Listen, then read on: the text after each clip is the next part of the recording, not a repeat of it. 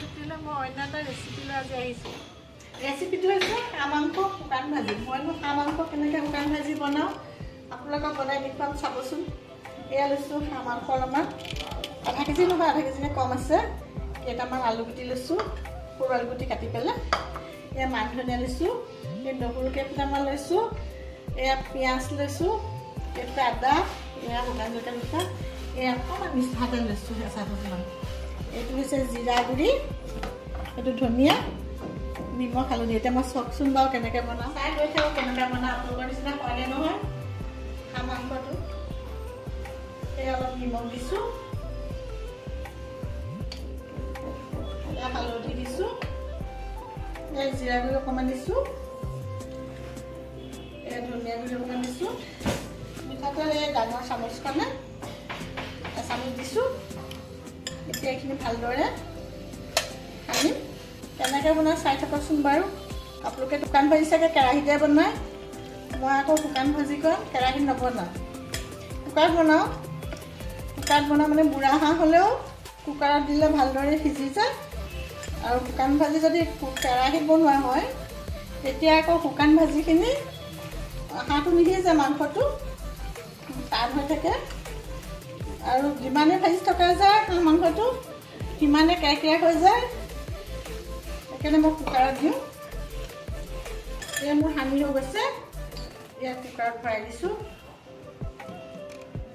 ভাজিছোঁ এতিয়া ইয়াত মই ইয়াত এগিলাচ পানী লৈছোঁ, পানী গিলাচ এই হাঁহ মাংস ঢালি দিছোঁ। হাঁহ মাংস শুকানে ভাজিম, আকৌ জোল নকৰোঁ। আপোনালোকে চাই থাকক বাৰু শুকান ভাজিখিনি কেনেকৈ হয়।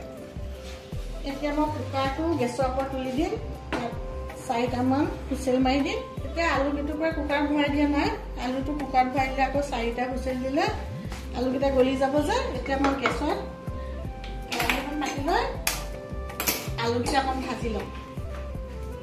অকণমান দি তেল বেছি দিব লাগে, অকণমান দি পেলাই আলুকেইটা বেছি তেল দিয়া নাই, অকণমান দিছোঁ। আলুকেইটুকুৰা অকণমান ভাজি ল'বলৈ আলুকেইটা মই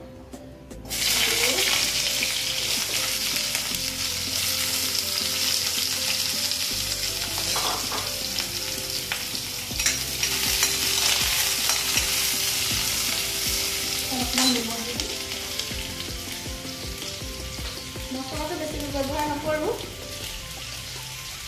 অন্য মছলা।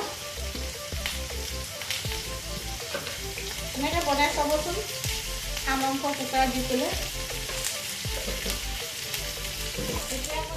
এতিয়া মোৰ হাঁহ মাংস হৈ গ'ল, হুইচেল মাৰি হৈ গ'ল। এতিয়া নমাই থ'লোঁ ঠাণ্ডা হ'বলৈ।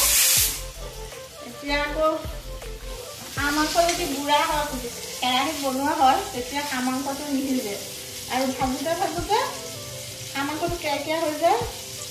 আকৌ যদি পানী ঢালি দিয়া হয় হাঁহ মাংসকণ, তেতিয়া শুকান ভাজি নহয়গৈ। পিঁয়াজ নহৰুখিনি পোৰ খাই যায় আৰু মছলাখিনিও হেৰি হৈ যায়, বেছি মানে পোৰ খাই যায়গৈ। আৰু পানী ঢালি দিলেও থপথপীয়া হৈ যায় ভাজিখন, তেতিয়া শুকান নহয়, থপথপীয়াই হয়। এতিয়া চাবচোন মই কুকাৰত দি পেলাই কেনেকৈ পানী দিছোঁ যদিও শুকান ভাজি কৰি পেলাওঁ। আপোনালোকে চাই থাককচোন, আপোনালোকে বনাই চাব এনেকৈ। মোৰ আগত পিটিকি এটা খুন্দনা আছে, সেই খুন্দনাটোতে আকৌ আদা নহৰু এইবোৰ অকণমান খুন্দি দিওঁ, খুন্দি পেলাইহে দিওঁ। আৰু চাওঁ খুন্দি পেলাই দিওঁ। তাৰপিছত হেৰি নহয়, যদি নহৰু আদা খুন্দা যায় তেতিয়া অকণমান তেওঁলোকে নিমখ দি ল'ব, নিমখ দিলে চিটিকি নাযায়।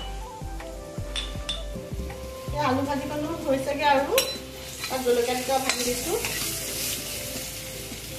সেই আলু দি দিছোঁ। এয়া মোৰ মাংস হ'বলৈ দিম, দেখিছে ন।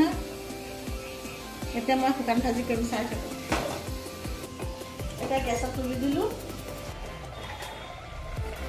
এয়া এতিয়া পিঁয়াজখিনি দি দিম, তাৰপৰা এই নহৰু আদা খুন্দি থোৱাখিনি পেলাই থোৱাখিনি দি দিছোঁ। এতিয়া অকণমান লৰাই দিম।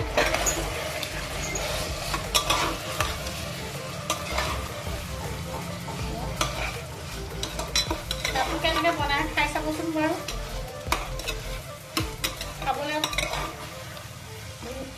খাবলৈ বহুত সোৱাদ হ'ব, সিজিব। তাৰমানে মাংসটো অন্য হ'লেও সিজাটো ভালকৈ সিজিব, সাৰলৈকে মানে কোমল হৈ যায় কুকাৰত দিলে। জলকীয়া শুকান ভাজি জ্বলা ভাজি যেতিয়া অকণমান এই ভোট জলকীয়া গুড়ি অকণমান দিছোঁ দেই বেছিকৈ দিলে আকৌ ভোট জলকীয়া নহয় বহুত জ্বলা হ'ব এয়া জালুক দি দিছোঁ অকণমান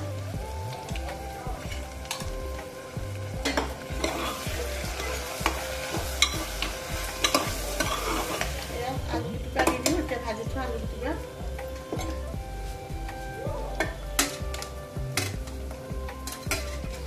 কৈছে আৰু নমাৰ ধনিয়া পাতকেইটা দি দিলে মাংস শুকান ভাজি লৈ যাব শুকান ভাজি হৈছে